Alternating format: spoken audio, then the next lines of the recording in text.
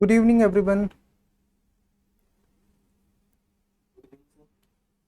सो आज हम इस सेशन में हाँ गुड इवनिंग। आज हम इस सेशन में सबसे पहले ये समझेंगे, ये बेसिकली इंट्रोडक्शन लेवल की क्लास होने वाली है, जिसमें हम ऑप्शनल सोशियोलॉजी का एक हिस्टोरिकल ट्रेंड समझेंगे कि कैसे वो हिस्ट्री में टॉपर्स को प्रोड्यूस करने में एक पावरफुल ऑप्शनल रहा है, कितना फ्लैक्चुएशन था, एंड मोस्ट इंपॉर्टेंट कि ये लास्ट 2 to 3 ईयर्स में परफॉर्मेंस के मामले में कैसा था। ये सारी चीज़ें हम लोग समझेंगे। तो first we will understand about the historical trends about producing toppers, then especially 2023 and 2024 का रिजल्ट हमारे पास है, जिसमें हम ये देखेंगे कि टॉप 100 में सोशियोलॉजी का ओवरऑल परफॉर्मेंस कैसा था एंड इसके लिए कैसी स्ट्रेटजी होनी चाहिए, क्या परसेंटेज वाइज सिलेक्शन है, वाई सोशियोलॉजी अपने आप में एक वर्दी ऑप्शनल रहा है उन बच्चों के लिए जिनका कि पीटी में यानी कि पर्सनालिटी टेस्ट में हायर मार्क्स आए हैं। तो उनके पीछे क्या कोरिलेशन से हम यहाँ पे उनको इस्टेब्लिश करने की कोशिश करेंगे। देन वी विल सी कि इसका सिलेबस क्या है, क्या ये बहुत बड़ा है, बहुत छोटा है। So syllabus and some of you might be aware कि ये सिलेबस क्या है, जिन लोगों ने सोशियोलॉजी पहले कभी देखा होगा। इन केस आपने नहीं देखा तो ये सेशन में आपको सब कुछ मिलने वाला है। देन वी विल सी कि इसका जो पास्ट 5 ईयर के जो पीवाईक्यूज हैं मेंस के, वो भी आप यहाँ पे देखेंगे। उसका पीडीएफ भी आपको दे दिया जाएगा, सो दैट कि आप लोग एक एक करके चीज़ें समझ लें कि ये ऑप्शनल आपके लिए कैसे एक इंपॉर्टेंट ऑप्शनल होने वाला है। इन case you have already decided कि आपको यही ऑप्शनल लेना है, देन आपके लिए इस सेशन में कुछ खास बातों में ध्यान देने की ज़रूरत होगी। And if you have still confusion कि why I have to opt sociology और समथिंग एल्स, तो ये आपके सेशन ये सेशन आपके लिए बहुत ही एक रूटेड सेशन होने वाला है। तो आप लोग इसको ध्यान से देखेंगे। आज हम कोई टॉपिक स्टार्ट नहीं करेंगे, टॉपिक हम स्टार्ट करेंगे कल, सीधे थिंकर से स्टार्ट करेंगे। बिकॉज मुझे पता है कई सारे बच्चों के दिमाग में डाला गया है कि थिंकर्स थोड़े डिफिकल्ट होते हैं, तो हम कल के सेशन में थिंकर से ही शुरू करेंगे। ठीक है, ये जो डेमो क्लासेस आपको फ्री दी जा रहे हैं, इनमें आप कुछ चीज़ें इंश्योर कर लो कि हाँ थिंकर कितने कठिन होते हैं, कितने सरल होते हैं, तब जाके आप फाइनली डिसाइड करो कि आपको सोशियोलॉजी लेना है कि नहीं लेना। Never take an optional with only influence of outsiders. कोई भी ऑप्शनल अपने आउटसाइडर की इन्फ्लुएंस में केवल नहीं लेना चाहिए। ऑप्शनल के कुछ इनहेरेंट फीचर्स होते हैं, जो उसका ट्रेंड है वो बहुत फ्लैक्चुएटिंग नहीं होना चाहिए रिजल्ट के मामले में। तो पहले हम यहीं से फोकस करेंगे।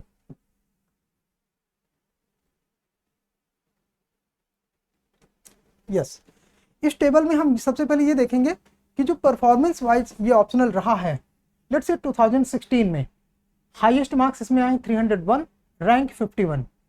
देन 2017 में अनु कुमारी ने रैंक 2 सिक्योर किया विद 318 मार्क्स। अब एक बात ये देखिएगा कि 300 प्लस मार्क्स लाने वाले कितने ऑप्शनल होते हैं। देन हेमंत की रैंक 15 आई with 317 marks. Same year in 2018 Vishal Shah scored historical 329 marks and scored rank 63। Chirumala Kumar ने रैंक 4 स्कोर किया 2018 में विद 319 मार्क्स। 2019 में Sanjita Mohapatra scored rank 10 and Shreshtha Anupam scored rank 19। Meera scored rank 6। Jagriti Awasthi scored rank 2 in 2020 with such a massive marks. Neha Bhosle scored rank 15 with 300 marks in 2020. 2022 Gamini Singla scored rank 3 with 287 marks, and in 2022 Swati Sharma and Garima Narula scored rank 15 and 39 with 296 and 291 marks. Animesh Pradhan and Medha in 2023 scored rank 2 and rank 13 with 286 and 310 marks. Medha qualified with optional sociology for 3 times. And in 2024 Shah Margi Chirag and Akash Garg and Ayushi Bansal scored among top 10, rank 4, rank 5 and rank 7. This is not very important table. The important thing is hidden this side. In 2023 out of total selection 181 22 in the category of sociology optional, and this was the highest. When I say highest, it is not higher by 10, 20 or 30 candidates. It is higher by more than 60 candidates in 2023. And historically in 2024, out of 100 candidates, out of 100 topper candidates, 23 were from optional sociology. And 191 total selection. This is nearly double than the second highest optional. That was PSIR. PSIR इसमें लगभग दोगुने candidate select हुए हैं total में, ठीक है। And ये बात सिर्फ टोटल के लिए नहीं है, देखो एक होता है selection, you got 500 something rank and you got some post but not exactly IAS और IPS और IFS। बट मेरे को एक बात आप बताओ, क्या आपने कोई भी पोस्ट लेने के लिए UPSC की प्रिपरेशन शुरू की है? शायद नहीं। परहैप्स आपका जो ड्रीम है वो IAS होना है, तो उसके लिए क्या कंडीशन है हम ये थोड़ी देर में देखेंगे। Between 2014 and 2022, nearly 1/5 candidate went to sociology category because nearly 1000 के आसपास सीटें होती थी और करीब 190, 200, 210 के अराउंड सोशलॉजी में सिलेक्शन हो रहे थे। ऐसा इसलिए है। नाउ ये एक इंपॉर्टेंट टेबल है जो कि 2024 जिसका रिजल्ट अभी रिसेंट में आया है, वो ये दिखाता है कि सोशलॉजी में जो सिलेक्टेड कैंडिडेट्स हैं उनकी संख्या कौन सी है, 23 इन टॉप 100, और ये है उनकी लिस्ट। इसमें आपको एक चीज नोट करनी चाहिए कि पीटी में उनके कितने मार्क्स मिले। पीटी मतलब इंटरव्यू, पर्सनालिटी टेस्ट। क्यों सोशलॉजी ऑप्शनल को इंटरव्यू में जनरली हाई मार्क्स मिलते हैं as compare to any other optional? Reason is this कि कोई भी कैंडिडेट इंटरव्यू पैनल के सामने आता है तो उससे vast number of questions society and social issues पर पूछे जाते हैं, डिस्पाइट कि उनका ऑप्शनल कुछ भी हो। यहाँ पे एज मिलती है सोशलॉजी ऑप्शनल के कैंडिडेट्स को, बिकॉज वो इससे ऐसी प्रिपरेशन इंश्योर करते हैं कि वो उन आंसर्स को ज़्यादा बैलेंस तरीके से हैंडल कर सकते हैं। सो ये आप लिस्ट देख सकते हैं एंड ये रिजल्ट है 2024 का। टॉप 100 कैंडिडेट्स, टॉपर की जो लिस्ट है वो यहाँ पर है, ठीक है। एक ये ऑल इंडिया रैंक है, रैंक 4, रैंक 5, रैंक 7, 22, 26, 30, इस तरह आप देखेंगे तो ये 98, यानी कि टॉप 100 में 23 सिलेक्शंस ये सोशलॉजी ऑप्शनल से हैं। नाउ हमको देखना चाहिए 2023 का भी result, then it was 24 in top 100, ठीक है, with handsome marks from rank 2, 8, 12, 13, 18 से लेकर ये रैंक 97 तक में सोशलॉजी के 24 कैंडिडेट्स 2023 में थे।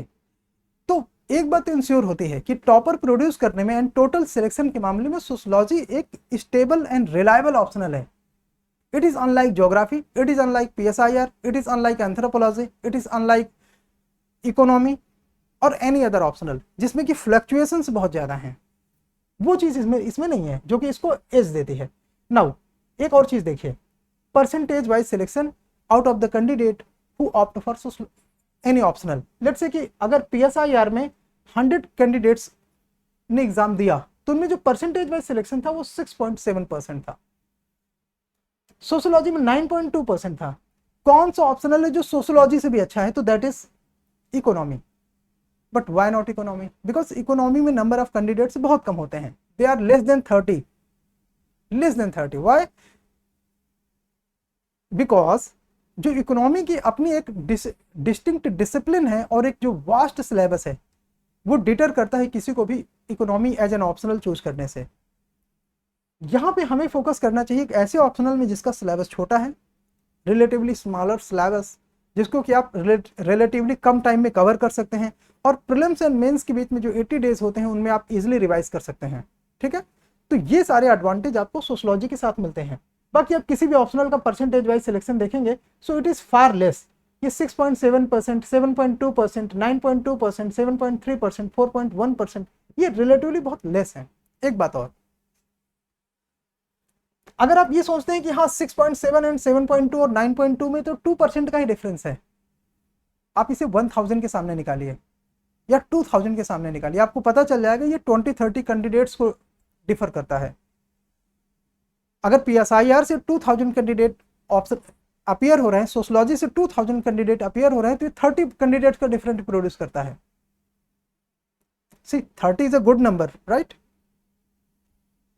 चलिए, why high rank is important in this examination, high rank क्यों जरूरी है इस एग्जामिनेशन में? सो इट्स वेरी सिंपल कि अगर आप जनरल कैंडिडेट हैं then you have to score such good marks so that you can secure rank among 80, 85 or maximum 90 so that you would get Indian administrative services जिसके लिए आप preparation कर रहे हैं, या मैक्सिमम 250 to 45 अगर हम लास्ट 2 to 3 years का देखते हैं so that कि you would get Indian police services, ठीक है। And most important the state chosen by you, उसके लिए आपको हाई रैंक चाहिए। अगर आपकी रैंक अच्छी नहीं है तो आपकी चोजन स्टेट्स नहीं मिलेंगे, आपकी प्रेफर्ड सर्विस आपको नहीं मिलेगी। तो उनको इन डिसेबिलिटीज को ओवरकम करने के लिए आपको एक ऐसा ऑप्शनल चाहिए जिसके साथ साथ आप जीएस को भी अच्छे से प्रिपेयर कर सके। ऑप्शनल की जो लेंथ है वो छोटी होनी चाहिए, लैंग्वेज ईजी होनी चाहिए, एंड मोस्ट इंपॉर्टेंट, जैसे साइंस में एक्सपेरिमेंट करने के लिए आपको लेबोरेटरी में जाना पड़ता है, सोशल इश्यूज को समझने के लिए आप हर समय लेबोरेटरी में हैं। Can you deny this? Never, never. You are always in that laboratory where social experiments and social issues used to happen, ठीक है। देन एक और चीज है, अगर आप नंबर ऑफ कैंडिडेट्स जो प्रमोशन पाते हैं, लेट्स से ज्वाइंट सेक्रेटरी या सेक्रेटेरिएट लेवल पे या हायर लेवल पे, यू विल सी कि नंबर ऑफ कैंडिडेट्स सोशलॉजी के उसमें भी ज्यादा है। व्हाई? अगेन, जो परफॉर्मेंस है ग्राउंड लेवल पे जब आप सब डिविजनल लेवल पे होते हैं इनिशियल ईयर्स में, आफ्टर 5 years आपको डिस्ट्रिक्ट कलेक्टर की पोस्ट मिलते हैं, नॉर्मली 5 to 7 years में मिल जाते हैं। जो आपके इनिशियल 10 to 15 years होते हैं वो ये डिटरमाइन करता है कि आपका फ्यूचर का करियर कैसे रहने वाला है। Social issues and social subject में कमांड रखने वाले, खासतौर से वो जो वीकर सेक्शन, वेमेन, माइनॉरिटीज, ऐसे इश्यूज को ज़्यादा डीपली समझते हैं, वो कहीं सोसाइटी में कहीं ना कहीं बेटर रिजल्ट प्रोड्यूस करते हैं in bureaucracy and in matter of performance by the government. So ऐसी कंडीशन में आप ये देखेंगे कि सोशलॉजी के बच्चों को, सोशलॉजी के कैंडिडेट्स को relatively percentage wise better promotions मिलते हैं, बेटर अपॉर्चुनिटीज मिलती हैं to serve at the higher level of government. Selection is just the beginning. आपको कहीं ना कहीं जो हायर लेवल की सर्विसेज हैं, जब तक आप उन पे नहीं पहुंचते ना, तब तक आप पॉलिसी मेकिंग में कंट्रीब्यूट नहीं कर सकते, ठीक है। सो सोशलॉजी इस मामले में आपको काफी बैलेंस अप्रोच देता है। नाउ कि ये स्ट्रेटजी क्या होती है जिसकी वजह से सोशलॉजी ऑप्शनल या जो सोशल इश्यूज के क्वेश्चन होते हैं GS1 में, सी ये इंपॉर्टेंट है आपके लिए समझना कि ये सोशलॉजी आपको कितना हेल्प करता है। सो लेट्स से ऑप्शनल में, ऑप्शनल सोशलॉजी में ये सब्जेक्ट आपको 500 मार्क्स कैटर करने की अपॉर्चुनिटी देता है। सोसाइटी जो कि अपने आप में GS1 का पार्ट है, अराउंड 90 to 100 मार्क्स ये अपॉर्चुनिटी देता है। Then social justice as a part of GS2, ये अपॉर्चुनिटी देता है आपको 70 मार्क्स की। से अगर आपने ये ऑप्शनल लिया है तो ये सारी चीजें बाय डिफॉल्ट कवर हो जाती हैं, society, social justice, then poverty and development जो कि पूरा एक यूनिट है GS3 में, इकोनॉमी के अंडर में आता है। इसकी कहीं ज्यादा बेहतर तैयारी आप प्रिपरेशन आप इसमें कर सकते हैं सोशलॉजी ऑप्शनल के साथ। सो ये अपने आप में 35 मार्क्स यहाँ पे कवर होते हैं। सोशल एथिक्स पर मिनिमम 1 केस स्टडी जिसमें कि आपको करीब 30 मार्क्स कवर होते हैं, एंड मिनिमम 2 क्वेश्चंस आपको कवर होते हैं जो आंसर राइटिंग कैटेगरी में इथिक्स के अंडर में होती है। तो ये GS4 में आएगा, around 70 marks. Then essays, minimum 1 essay is always from sociology, so it is 125 marks। क्या कोई मेरी हेल्प करेगा ये ऐड करने में?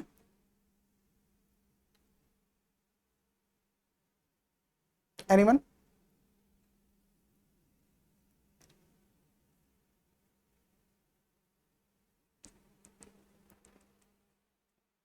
नो?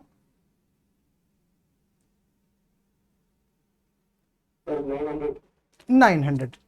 मतलब ये कि ये ऑप्शनल आपको ओवरऑल 900 मार्क्स कैटर करने की अपॉर्चुनिटी देता है।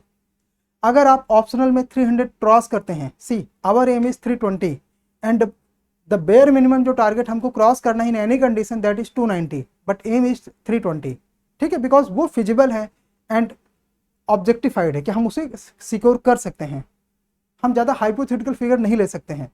सो based on our experience we focus on minimum 290 and in good category we believe कि आप 320 मार्क्स को टारगेट करेंगे। अगर आप 320 मार्क्स आउट ऑफ 500 टारगेट करते हैं देन बाकी के 400 में आप कितना सिक्योर करते हैं ये मैं आप पे छोड़ता हूं, जिसमें कि ऐसे है, ऐसे में अच्छे नंबर मिलते हैं। अगर आप बाकी के 400 में 250 या 270 सिक्योर करते हैं तो यहां से आपकी गाड़ी अच्छी होने वाली है। लेट्स से 270 आप यहाँ पे सिक्योर करते हैं तो ये अपने आप में हो जाता है 590, ठीक। अगर आप बाकी की जीएस के जो 3 पेपर हैं, GS1, GS2, GS3, तो वो अपने आप में 750 होता है। 50% मार्क्स अगर आप 750 में लेते हैं, लेट्स से कि आप 750 में 50% मार्क्स भी लेते हैं डिवाइडेड बाई 2, ये आपके कम से कम हो जाएंगे 375।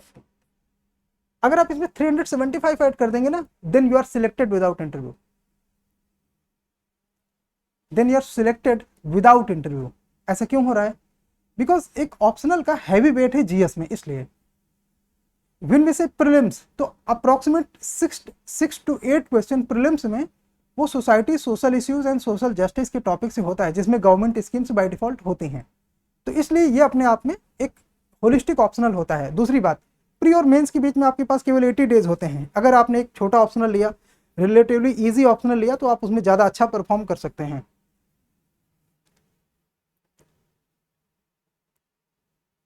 हाँ, ऑप्शनल सोशियोलॉजी में केवल 6 थिंकर हैं, 6 as compare to 18 thinkers in polity and 13 thinkers in economy and thinkers into thinkers in history. वो तो अजीब सा सब्जेक्ट है याद करने के मामले में। तो एक और चीज, सोशियोलॉजी में फैक्ट बहुत कम होते हैं, less than 10% fact as compare to 30% fact of economy, 50% facts of polity, 70% facts of history. Sociology has only and only 10% facts. It is 90% concept. 90% concept. ये अपने आप में इस सब्जेक्ट को रिलेटिवली ज़्यादा इजी और ज़्यादा फ्रूटफुल बनाता है। तो कैसे इसको हम अपने प्रिपरेशन में ज़्यादा अच्छे से यूज़ कर सकते हैं, क्या हमको ध्यान देना चाहिए सो दैट कि हम ज़्यादा अच्छा परफॉर्म कर सकें सोशलॉजी ऑप्शनल के साथ? तो देखो, आंसर राइटिंग का जो बेसिक वसूल है सोशलॉजी में वो ये है कि आपको जो भी क्वेश्चंस हैं, क्वेश्चंस को उसके डायमेंशंस में तोड़ना है। Let's say dimensions 1 and 2 and 3। So questions को अपने डायमेंशंस में तोड़ना है और डायमेंशंस को उसकी रिक्वायरमेंट के हिसाब से आपको आंसर करना है। जैसे कि मान लीजिए डायमेंशंस कहीं पे पॉवर्टी है, ठीक है, तो पॉवर्टी में आप जनरल थ्योरी बहुत आसानी से, functionalist way and conflict perspective, यहीं से हम कल की क्लास शुरू करेंगे कि ये फंक्शनलिज्म एंड कॉन्फ्लिक्ट पर्सपेक्टिव क्या है। इन दोनों बातों को ध्यान में रखते हुए हम ये इंश्योर करेंगे कि आप पहले यहां से चीज़ों को समझें। फिर इसमें कौन से थिंकर्स आते हैं, मैंने बोला केवल 6 थिंकर्स हैं, जिसमें फंक्शनलिज्म में 3 थिंकर्स हैं और कॉन्फ्लिक्ट पर्सपेक्टिव में 2 थिंकर्स हैं। तो हर बार यही थ्योरीज आपको यूज करनी है इसको एक्सप्लेन करने में। इसके बाद फिर आता है लेट्स से डायमेंशन में चैलेंजेस। तो चैलेंजेस में भी अगेन यही 2 स्ट्रीम हैं जो कि पूरे ऑप्शनल में लागू होते हैं। आपको पता है कॉन्फ्लिक्ट पर्सपेक्टिव के लिए कार्ल मार्क्स वर्ल्ड रिनाउंड है, इमाइल डर्कहाइम फंक्शनलिस्ट पर्सपेक्टिव के लिए वर्ल्ड रिनाउंड है, साथ में मैक्स वेबर का सपोर्ट मिलता है मार्क्स को इन कॉन्फ्लिक्ट पर्सपेक्टिव। तो अपने डायमेंशंस को जैसे आप अपने सिंपल लैंग्वेज में, डे टू डे लैंग्वेज में ओपन करते हो और सपोर्ट करते हो इन थिंकर्स एंड इन पर्सपेक्टिव से, तो आपके जो आंसर्स हैं वो अपने आप में मैक्सिमाइज होते हैं। अब आप बोलोगे ये तो हम हर क्वेश्चन में कर सकते हैं। यस, ये स्ट्रीम आपकी सोशियोलॉजी के हर एरिया में जाएंगे। फंक्शनलिज्म कॉन्फ्लिक्ट, फंक्शनलिज्म कॉन्फ्लिक्ट, मतलब ये कि 20 क्वेश्चंस में आपको 10+ क्वेश्चन में यही स्ट्रीम लेके चलनी है और यही सब्जेक्ट को आसान बनाता है। जैसे अगर मान लीजिए कि वीमेन रिलेटेड इश्यूज हों, वहां पे भी लेंस यही लागू होंगे, इन्हीं लेंसेज से आपको अपने ऑप्शनल को देखना है। इसीलिए ये ऑप्शनल इजी हो जाता है, बिकॉज इसमें बार बार आपको नई नई थेरीज नहीं पढ़नी। अगर मार्क्स ने कुछ 4-5 बातें करी हैं तो उन्हीं से हमारा काम हो जाना है। अगर डरखाइम ने कुछ 2-4 बातें करी, 3 बातें मेनली करी हैं, तो उन्हीं से हमारा ऑप्शनल का काम हो जाना है, उन्हीं को हम हर जगह अप्लाई करेंगे। और यही इस सब्जेक्ट की ब्यूटी है, जिसकी वजह से ये सब्जेक्ट आपको हेल्प करता है अपने मार्क्स को मैक्सिमाइज करने में। नाउ अगर हम बात डायमेंशन 3 की करें, तो वहां पे भी जब कोई हम गवर्नमेंट स्कीम या कोई भी पब्लिक पॉलिसी सोशल जस्टिस या इकोनॉमिक डेवलपमेंट से रिलेटेड है, तो उसको हम उसमें रिलेट करते हैं और साथ में हम उसको क्रिटिसिज्म करते हैं। अगेन ओनली दीज 2 लेंसेज, यही 2 लेंसेज हैं बस, इन्हीं से हमको पूरे सब्जेक्ट मैटर को देखना है। सो टुमारो हम लोग स्टार्ट करेंगे कि ये फंक्शनलिज्म एंड कॉन्फ्लिक्ट पर्सपेक्टिव क्या है, इसके बाद कैसे सोशलॉजी एज ए डिसिप्लिन उसमें अप्लाई होता है, कैसे थिंकर्स अपना कंट्रीब्यूट करते हैं। 5 थ्योरीज हैं कार्ल मार्क्स की, 3 थ्योरीज हैं इमाइल डर्कहाइम की। इमाइल डर्कहाइम फंक्शनलिज्म को कंट्रीब्यूट करते हैं, बट हम लोग स्टार्ट करेंगे कार्ल मार्क्स से, जो कि अपने आप में कॉन्फ्लिक्ट पर्सपेक्टिव के फाउंडर हैं।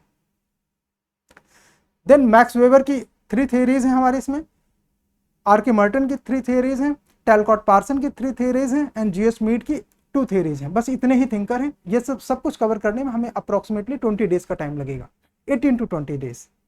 और इतने में ही सोशलॉजी आपका बैकबोन है जो वो प्रिपेयर हो जाएगा। फिर पूरे सिलेबस में यही थिंकर अप्लाई होंगे।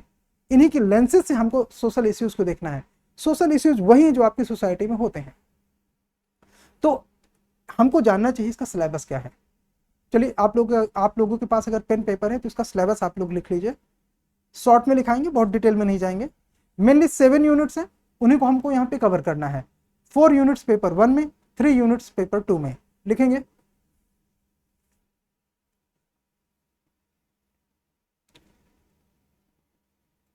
Unit 1 paper 1, unit 1 paper 1, unit 1।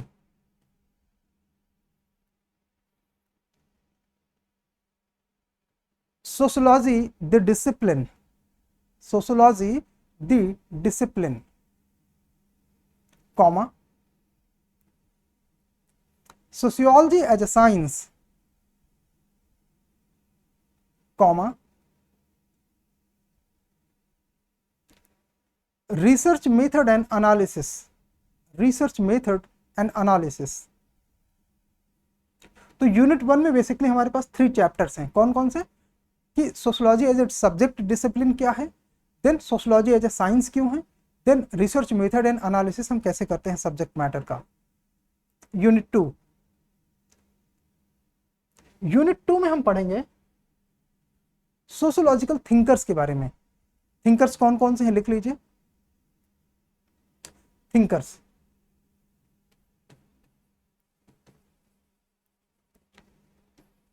Thinkers में Karl Marx, Emile Durkheim, EMILE, Emile Durkheim, DURKHIEM, sorry EIM, DURKHEIM, Emile Durkheim. Third है Max Weber, MAXWEBER, Max Weber. Next Talcott Parsons, TALCOLT, Talcott Parsons,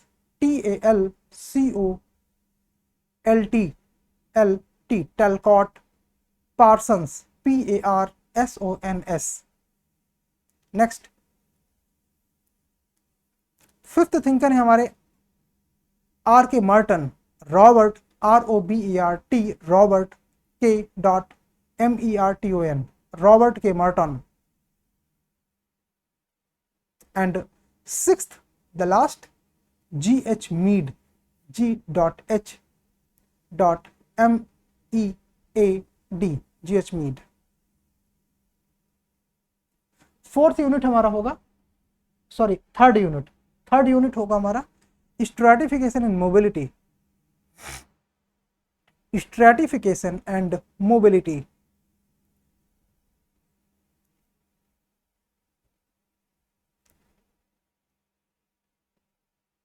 Stratification and mobility,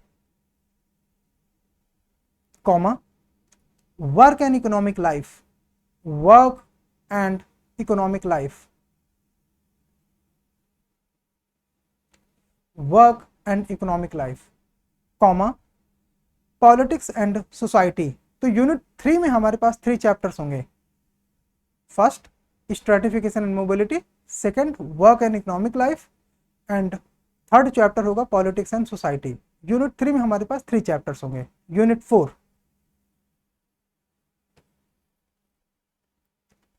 unit 4 में हम करेंगे unit 4 में हम करेंगे religion and society, religion and society,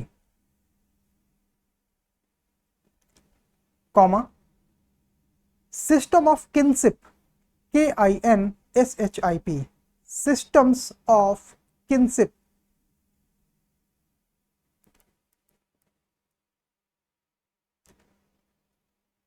and unit 4 में हमारा last यानी कि थर्ड चैप्टर होगा social change in modern society, social change in modern society.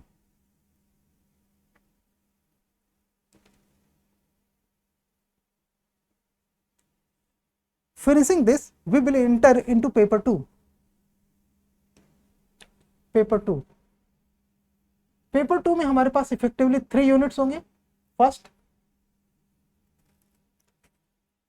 हाँ अभी हमने थोड़ी देर पहले कहा था ना कि जो GS1 का सोसाइटी वाला पार्ट है वो सोशोलॉजी सब्जेक्ट के अंदर है, अब वो आपको मिलेगा। बिकॉज आपको पता है कि paper 2 is about Indian society, in case you know, and in case you don't, now you know that Indian society और whatever the aspect of Indian society they belongs to paper 2, they belong to paper 2। So इसमें हमारा first unit होगा introduction to Indian society, introduction to Indian society.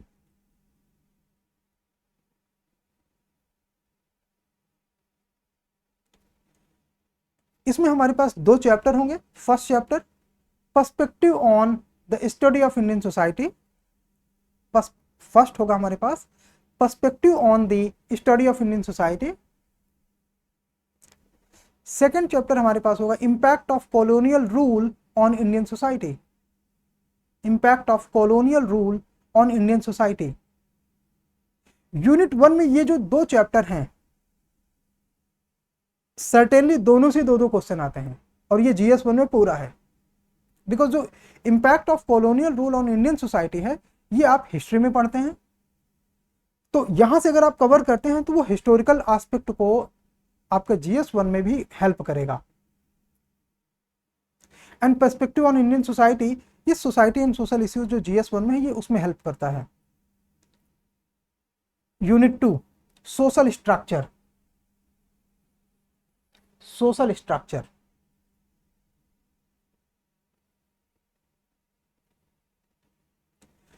Unit 2 social structure, और इसमें total 6 chapter हैं, सभी से एक एक क्वेश्चन आते हैं। इसमें टोटल कितने 6 चैप्टर्स हैं और इन सभी में से 1 2 3 4 5 6 सभी में से एक एक क्वेश्चन आता है। लिखेंगे सोशल स्ट्रक्चर में पहला rural and agrarian social structure, rural and agrarian social structure. Second caste system, caste system.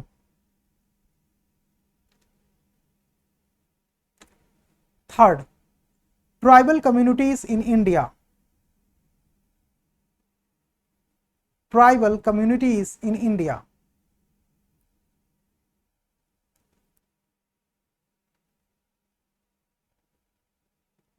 Tribal communities in India.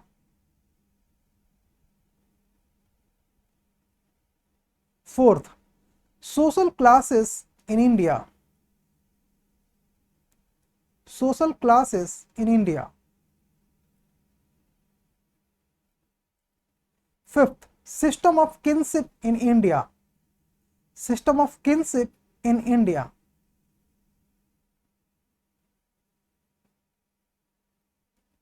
Sixth, religion and society, religion and society।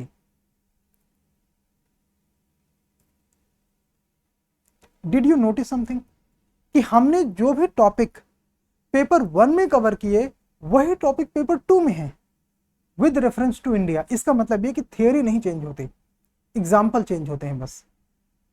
Now you can understand कि ये syllabus कितना छोटा है। अगर आप UPSC में एक छोटा सिलेबस लेते हैं, एक इजी सिलेबस लेते हैं, तो आपके पास सफिशिएंट टाइम होता है prelims, CSAT and GS mains में फोकस करने के लिए। और यही एडवांटेज आपको सोशियोलॉजी देता है। यही वजह है कि most of the IITians choose optional sociology, many of them get selected. ठीक है, तो सिक्स्थ है religion and society. Seventh, sorry आपका थर्ड यूनिट आएगा, थर्ड यूनिट। इसमें फर्स्ट चैप्टर हमारा होगा vision of social change in India, vision of social change in India.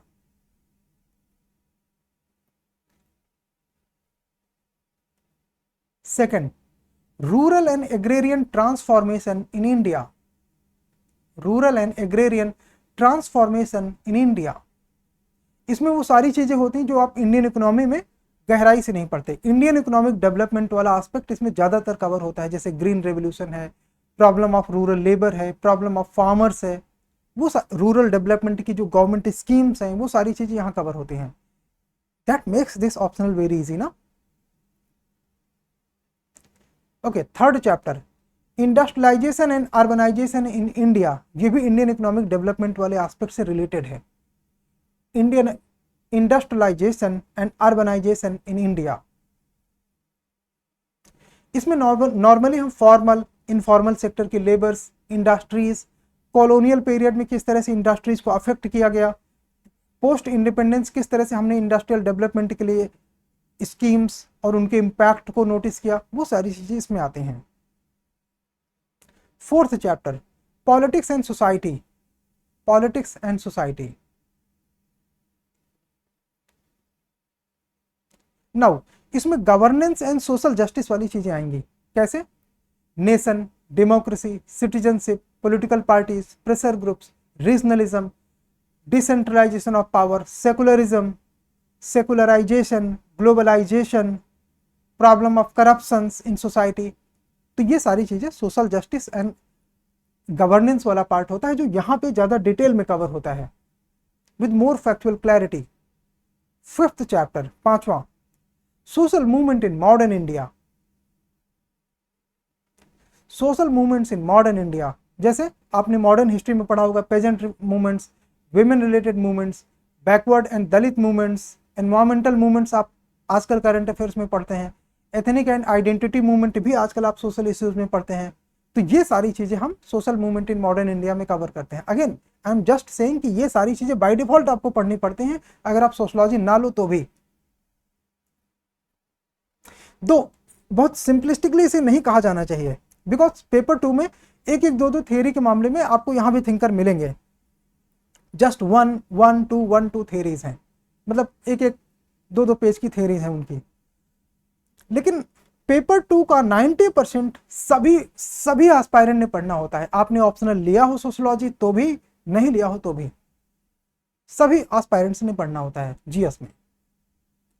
सो आपने चैप्टर नंबर 5 लिखा social movement in modern India, chapter number 6 population dynamics, population dynamics ये geographic area है। कैसे? India people, sorry human geography है ना class 12th में, उसमें है population, population growth, population policy, family planning, emerging issues related to sex, age, mortality, reproductive health. ये सारी चीजें उस एनसीईआरटी में भी है, वो चीजें यहाँ पे सोशियोलॉजी में यहाँ पे कवर होती हैं, थोड़ा सा बेटर तरीके से कवर होती हैं। क्यों? क्योंकि ऑप्शनल है, इसमें 500 मार्क्स हैं, not 100, not 50, not 200, not 300, but 500 marks. 7th chapter है चैलेंजेस ऑफ सोशल ट्रांसफॉर्मेशन। ये 7th यानी कि लास्ट चैप्टर है इसमें, तो इसमें टोटल है 7 चैप्टर। अगेन जैसे मैंने आपसे कहा, सारे चैप्टर से एक क्वेश्चन फिक्स, इतना इजी ऑप्शनल है। You will never see an optional with such an easy classification. जैसे मैंने बोला इसमें सब में से एक एक क्वेश्चन आएगा, 6 क्वेश्चन इसमें से, 7 क्वेश्चन इसमें से, और करीब करीब 6 क्वेश्चन इसमें से। तो ये आपको अराउंड 19 क्वेश्चन के आंसर लिखने होते हैं, 19 क्वेश्चन के आंसर। हाँ, बिकॉज नंबर ऑफ क्वेश्चन कैसे बढ़ते हैं, बिकॉज ऐसा भी अब आजकल हो रहा है कि question number 1 and question number 5 इनमें 5 क्वेश्चन होते हैं, तब ये नंबर ऑफ क्वेश्चन बढ़ जाते हैं, वर्ड लिमिट कम हो जाती है, दैट इज द नेचर। ठीक है, सो ये तो हुआ हमारा सिलेबस का एस्पेक्ट। नाउ अब इसके बारे में स्ट्रेटजी क्या होनी चाहिए, वो सारी चीजें जब हम क्लास में स्टेप टू स्टेप आगे बढ़ेंगे तब वो सारी चीजें डिस्कस होंगी। मैं आपको एक पीडीएफ दूंगा जिसमें कि आपको स्ट्रेटजी इन डिटेल मिलेगी, प्लस लास्ट 5 ईयर की सोशियोलॉजी की पीवाईक्यू मिलेंगे। वाई, आप पीवाईक्यू देखो और ये देखो कि आप उसके आंसर अभी कर सकते हो क्या। Many of you may be yes, बहुत सारे क्वेश्चन आप अभी भी लिख सकते हैं, but why you need an expert class. अगर आप जनरल बुक रीडिंग या नोट्स रीडिंग के माध्यम से ऑप्शनल कवर करते हैं, then you generally end up in both the paper P1 and P2 on an average 70 to 80 marks. जो nuances होते हैं सब्जेक्ट के, जब तक आप वो कवर नहीं करोगे ना, तब तक ये 145 क्रॉस नहीं करेगा। और इसलिए आपको चाहिए एक्सपर्ट सपोर्ट, कि कैसे इस ऑप्शनल को 4 to 5 मंथ में आप इस तरह से प्रिपेयर कर लो कि जीएस के 400 मार्क्स प्रिपेयर हों, ऑप्शनल के 500 मार्क्स साथ में और प्रिपेयर हों। वो चीजें पॉसिबल होती हैं अगर आपकी प्रिपरेशन थोड़ा ढंग से हो जाए तो। ठीक है, तो ये चीजें हम इसमें करने वाले हैं। बिफोर आई मूव फर्दर, मैं आपके कुछ क्वेश्चंस लेना चाहूंगा। आपकी कोई क्वेरी, कोई क्वेश्चन है इस ऑप्शनल को रिलेटेड को लेकर यहां तक?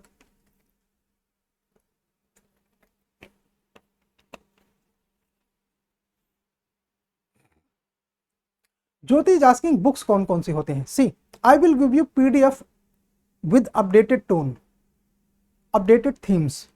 वो ईयर बाय ईयर आपको पीडीएफ मिलते हैं। आपको इसके लिए कौन सी बुक खरीदनी है? Not even single, not even single.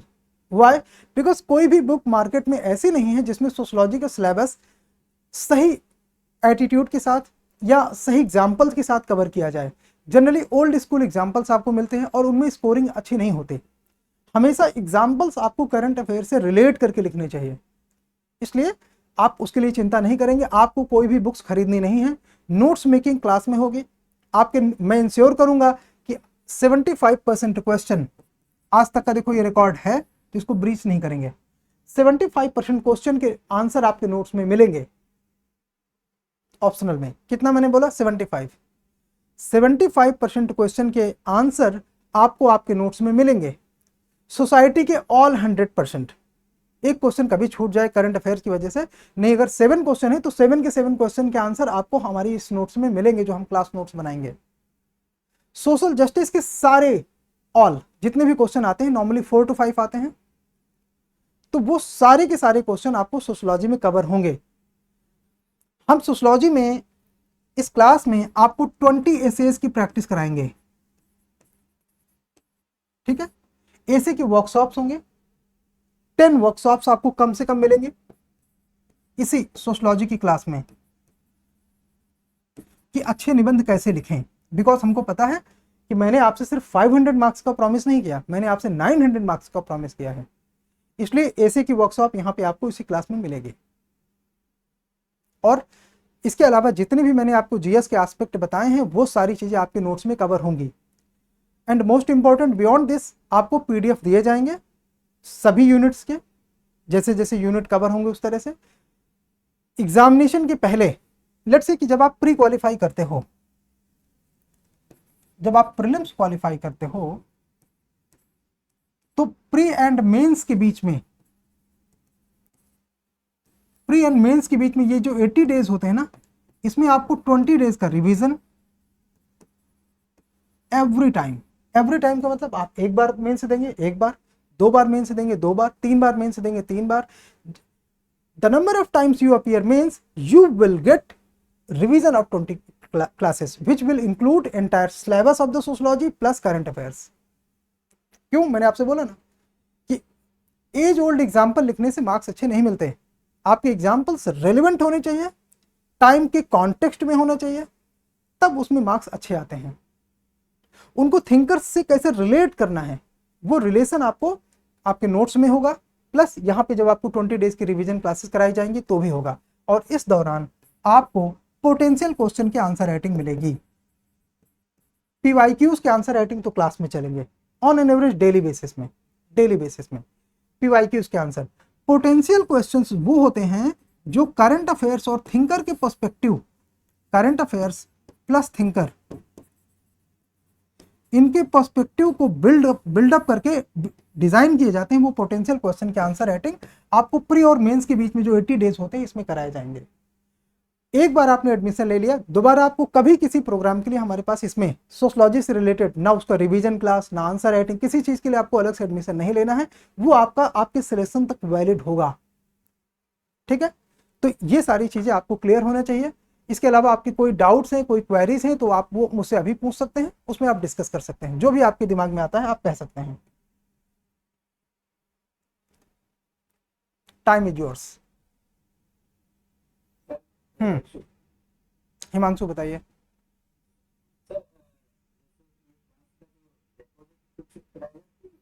Recording आपको एप्लीकेशन में मिलेगा हमारे द कॉन्सेप्चुअल क्लासेस का ऐप प्ले स्टोर से आप लोग डाउनलोड कर लेंगे, उसमें आपको रिकॉर्डिंग क्लासेस और पीडीएफ सब एक साथ रहेगा। ठीक है, that is not your headache. Systemic part में कोई भी हेडक आपके नहीं है। आपको अपनी हेल्थ ठीक रखनी है, ठीक है, और क्लास में आना है, बाकी मैं आपका एटीट्यूड ठीक कर लूंगा और आपको पढ़वा लूंगा मुझे जो पढ़वाना है। एक और चीज आप लोगों को ध्यान देना है, जैसे आप लोगों ने नोट किया होगा कि जीएस में जीएस 1 2 3 4 कहीं भी आप लोगों के पास जो नोट्स एंड स्टडी मटेरियल हैं, जिन लोगों ने प्रीलिम से दिया उनको आइडिया होगा, जिन्होंने मेन से दिया उनको तो निश्चित आइडिया होगा कि आप पढ़ते कुछ और हैं, एग्जाम में आता कुछ और है। 2022 में फर्स्ट टाइम एक ऑब्जेक्टिव रिसर्च करके हम लोगों ने इस चीज पे काम किया था कि ऐसा क्यों है कि हमारे स्टूडेंट पढ़ते कुछ और हैं और एग्जाम में आता कुछ और है। तभी से हमने एक फ्री मेंटोरशिप शुरू किया था ऑप्शनल के साथ। जो भी बच्चे ऑप्शनल में होते हैं उनको फ्री मेंटोरशिप दिया जाता है ऑप्शनल के क्लास के अतिरिक्त। उसमें आपकी स्ट्रेटेजिक नोट्स मेकिंग यानी कि स्ट्रेटेजिक कवरेज ऑफ सिलेबस, ये वाला पिलर हम कवर करते हैं।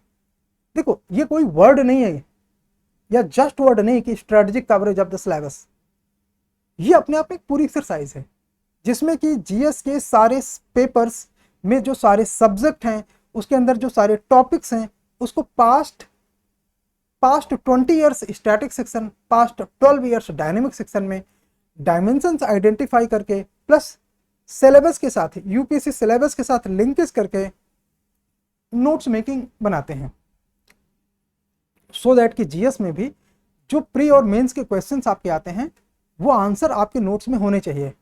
एक बार आप सोच के देखो कि आपके नोट्स में मेंस के आंसर नहीं है और वो क्वेश्चन एग्जाम में है, 3 घंटे में ऐसा क्या करिश्मा आप करेंगे कि आप अच्छा आंसर लिख सकते हैं, एक्सेप्ट फूलिंग योरसेल्फ। और यही रियलिटी है, कोई करिश्मा नहीं होता।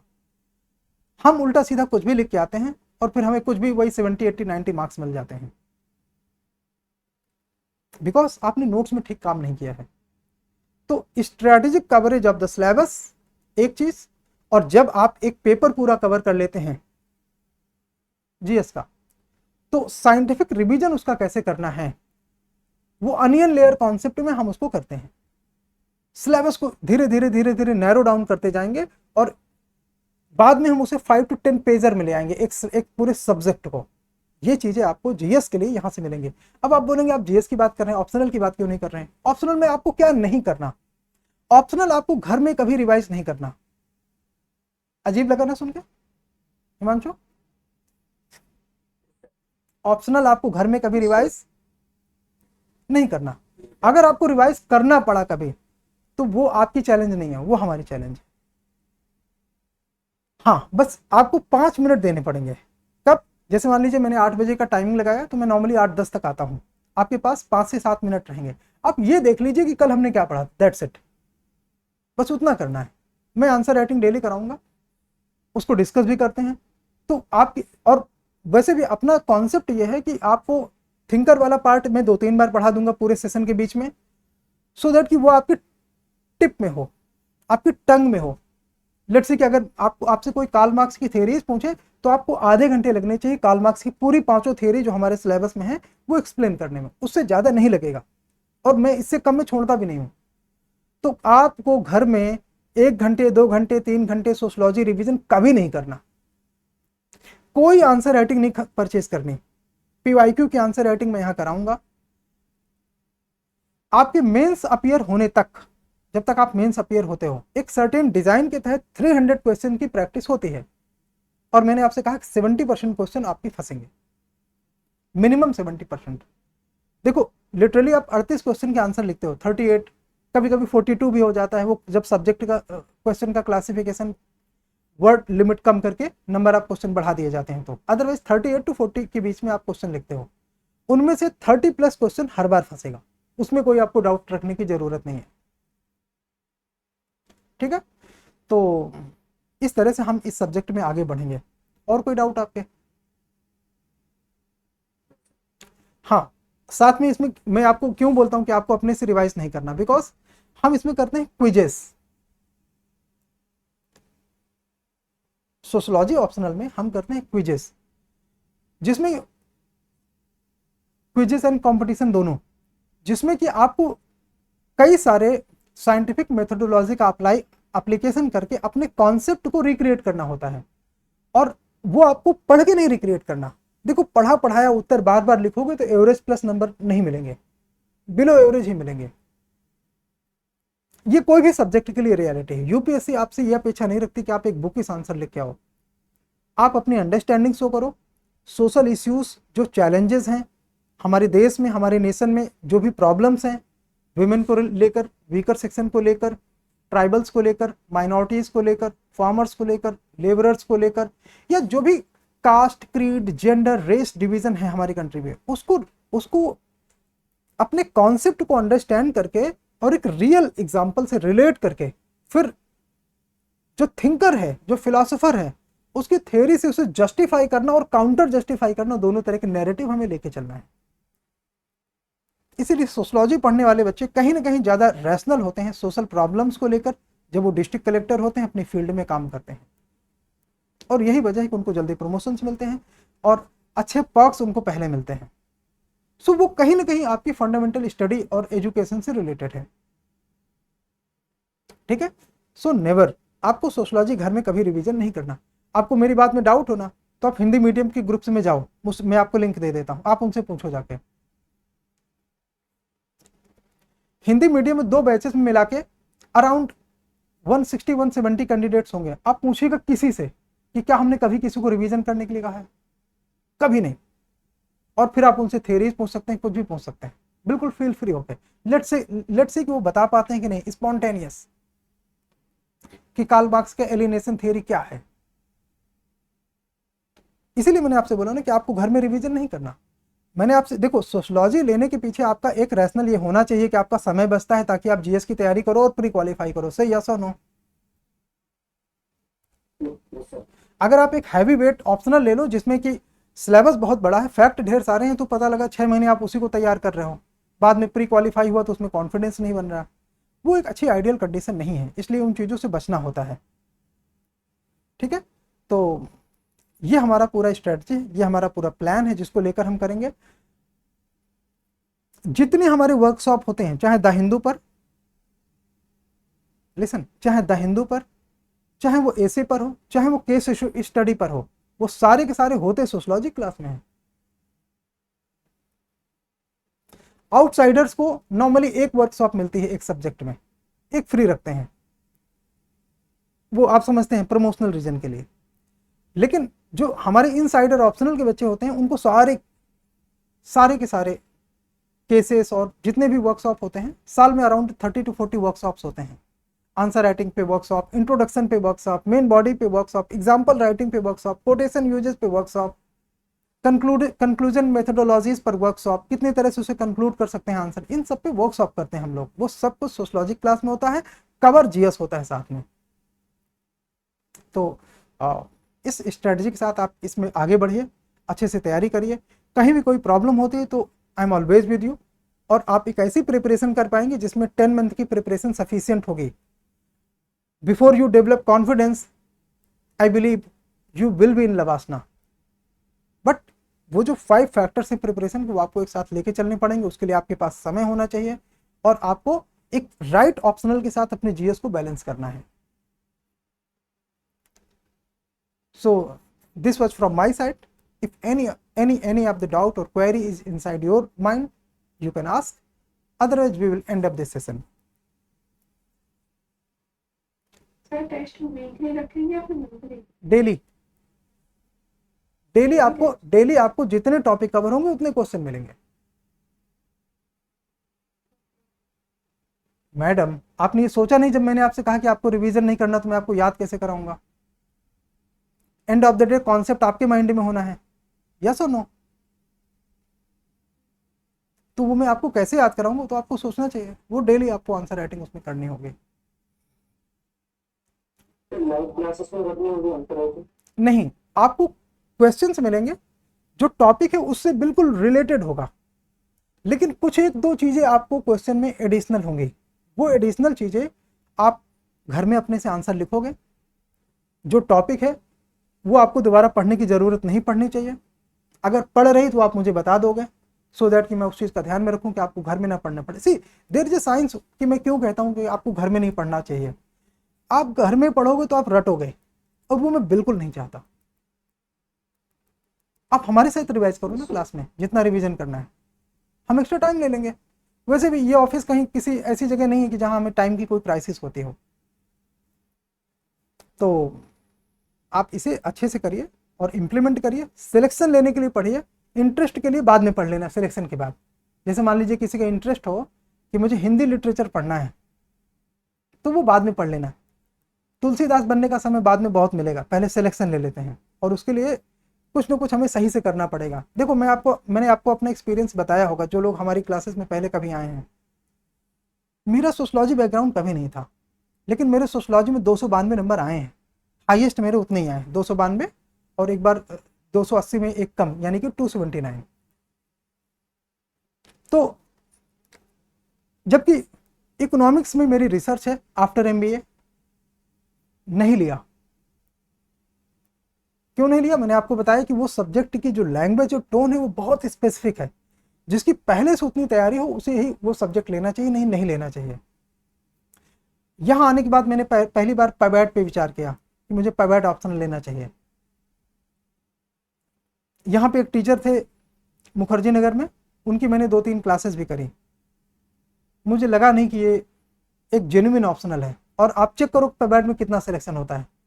हमने जो लिस्ट दिखाई उनमें पैबैट का नाम भी था? नहीं था। फिर मेरा ध्यान गया ज्योग्राफी पे। ज्योग्राफी की लैंग्वेज भी, जो सोशल एस्पेक्ट है वहां तो ईजी है। 75% लैंग्वेज ज्योग्राफी की स्पेसिफिक है। वहां पर अगर आपने जनरल लैंग्वेज लिखी मार्क्स कट जाएंगे। आपने सुना होगा ना कि ऑप्शनल की स्पेसिफिक लैंग्वेज होती है। ये सुना है ना? जैसे पीएसआईआर में आपको कॉन्स्टिट्यूशन के कोटेशंस उसी की लैंग्वेज में लिखना चाहिए। सुप्रीम कोर्ट के वर्डिक्ट सुप्रीम कोर्ट के लैंग्वेज में लिखने चाहिए, अपनी लैंग्वेज में नहीं लिखने चाहिए। केशवानंद भारती केस में सुप्रीम कोर्ट ने क्या कहा ये आपको अपनी लैंग्वेज में नहीं लिखना चाहिए ऑप्शनल में, ये उसकी लैंग्वेज में लिखना चाहिए। डबल इन्वर्टेड कॉमा का यूज करना चाहिए, राइट? ये सब होता है ना कॉन्स्टिट्यूशन की लैंग्वेज में। लक्ष्मीकांत में वो लैंग्वेज नहीं है, क्योंकि Laxmikanth is basically GS book. जब आप बेयर एक्ट वगैरह देखोगे तो आप देखोगे कि वो कॉमा कैसे यूज होते हैं, तब आपको उसमें बढ़िया नंबर मिलते हैं, तब आपको उसमें अच्छे नंबर मिलते हैं। सोशलॉजी में इस तरह की कोई रिस्ट्रिक्शन नहीं। क्यों? ये सब्जेक्ट ही सोसाइटी का है, तो इसमें एकदम ग्राउंडेड लैंग्वेज होती है। हाँ, थिंकर वाले पार्ट में थोड़ी डिसिप्लिन हमें दिखानी होती है कि हम थिंकर के टाइम में थिंकर के वर्ड यूज करें। जैसे कार्ल मार्क्स ने पुअर क्लासेस नहीं कहा, तो हमको पुअर क्लासेस का ही नहीं लिखना चाहिए। उसने उसके लिए एक स्पेसिफिक जर्मन टर्म यूज किया, तो हमको वही लिखना चाहिए। वो थिंकर में हमें करना होता है, दैट्स ट्रू, वहां पे ये है। तो this is about discipline sociology, जिसके साथ आई विश कि आप लोग क्विक सिलेक्शन के लिए आगे बढ़ेंगे और अच्छे से अपनी प्रिपरेशन करेंगे।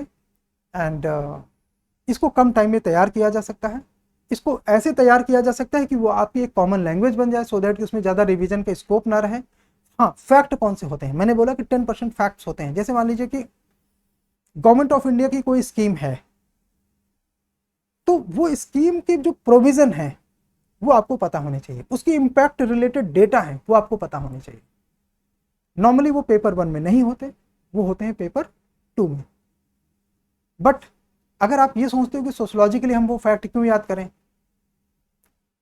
ब्रदर्स एंड सिस्टर, आप एक बात जान लो कि सोशोलॉजी का पेपर 2 आपका जीएस में 90% है, 90%। GS1, GS2, GS3, GS4 and इन्हीं में से ऑप्शनल की कहानी वो ऐसे की कहानी थोड़ी अलग है।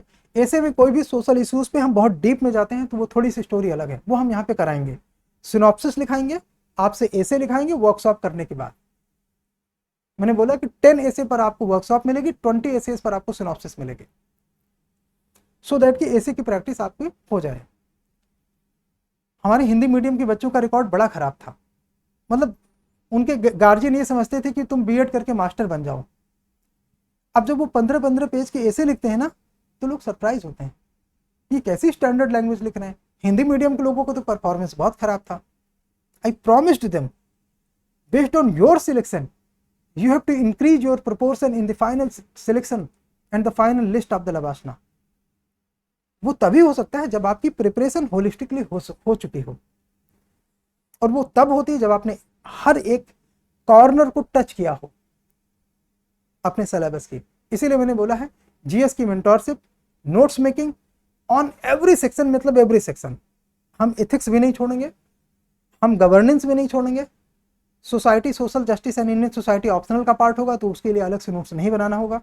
हम हिस्ट्री, ज्योग्राफी, पॉलिटी कहीं कुछ नहीं छोड़ेंगे। जब मैंने कहा कि आपको सिनॉप्सिस तक बनवाई जाएगी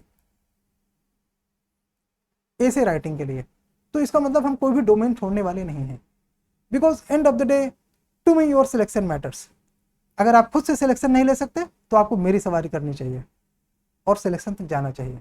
खुद से सिलेक्शन ले लोगे तो भी मैं क्रेडिट ले लूंगा कि ये मेरा बच्चा था, ठीक है। So it is 100% two way, your success is my success. आप लोग इंश्योर करो कि हाँ ऐसी प्रिपरेशन हो सके कि अब नेक्स्ट 10 मंथ्स में, हाँ बट एक काम करना, कोई दूसरा एग्जाम मत देना इस समय, बिकॉज मैं आपको 2 दिन का खाली टाइम देने वाला हूँ नहीं, ना हॉलीडे में ना किसी डे में। मेरे कैलेंडर में 365 दिन काम के होते हैं, तो बस उसी कैलेंडर के साथ चलेंगे। आज से 24 मई का कैलेंडर बना लेंगे प्रीलिम के लिए, और 16 अगस्त का कैलेंडर बना लेंगे मेंस के लिए। अभी से 16 अगस्त, 16 ऑफ अगस्त 2026, 24 ऑफ मई 2026, दोनों कैलेंडर को आज से फॉलो करेंगे। इसमें कहीं हॉलीडे नहीं होता, ठीक है। स्ट्रिक्टली से फॉलो करिए और करिए। फुल सिलेक्शन के लिए देखो जरूरी है कि हम आप इंटरैक्ट करें, डेली इंटरैक्ट करें, अदरवाइज आपने गैप रियलाइज किया होगा, है ना। वो गैप नहीं आना चाहिए, वो गैप कभी नहीं आना चाहिए। चलिए, अगर आपके और कोई डाउट्स हो, कोई प्रॉब्लम्स हो, तो वो चीज़ें आप कभी भी पूछ सकते हैं। जिन लोगों ने ये सेशन पूरा नहीं देखा है, उसको ये सेशन यूट्यूब में मिल जाएगा। और इनिशियली, सॉरी, ड्यूरेशन सर, इसकी ड्यूरेशन क्या होगी? देखो ड्यूरेशन हम इसे 4 मंथ में कवर कर सकते हैं, but I will take 5 month. Reason, क्योंकि बीच में नवंबर तक हो जाएगा सर। यस यस नवंबर तक हम इसे फिनिश कर देंगे, बिकॉज बीच में हमें वर्कशॉप्स करनी है कई सारी, इसलिए हमने कहा कि हम इसे 5 मंथ लेंगे पूरा। जैसे एसेस की वर्कशॉप्स, आंसर राइटिंग की वर्कशॉप्स, वो सब हमको करानी है इसे में, तो वो हम करेंगे। तो आप मान के चलिए कि इसमें 5 मंथ लगेगा, अदरवाइज हमारे लिए 4 मंथ सफिशियंट है। मैं ये क्लास किसी और इंस्टीट्यूट में पढ़ाता ना, तो 4 मंथ में खत्म हो जाती। हाँ, ठीक है। तो चलिए फिर, कोई और डाउट नहीं ना।